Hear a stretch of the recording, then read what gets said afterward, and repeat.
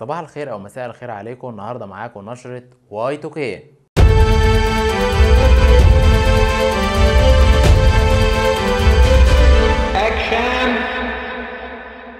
يا بيئة، مين ياخد باله منك؟ شركة تويوتا عملت لك اول سيارة هجينة تويوتا بريوس. والنهارده معكم اول حلقة من مسلسل الاثارة والغموض ومصاصين الدماء بافي ذا فامباير سلاير.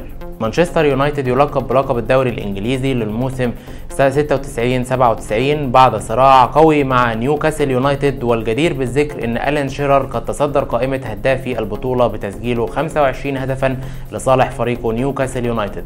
ويفاجئنا كالعادة المخرج العالمي جيمس كاميرون بأروع وأحدث أفلامه بطولة ليوناردو دي كابريو وكيت وينسلت عن السفينة البخارية الغنية عن التعريف تايتانيك. خطوة ناسا خطوة نحو المستقبل، حيث أرسلت أحدث مسبار ليها إلى المريخ ليأخذ عينات من سطحه ويأخذ صور.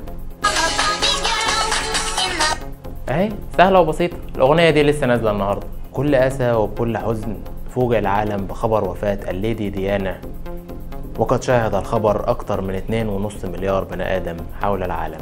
والآن ننقل لكم الحدث المأساوي الذي أبكى الملايين من البشر حول العالم. حادث ولا إيه؟ حادث وفاة الأميرة ديانا. والآن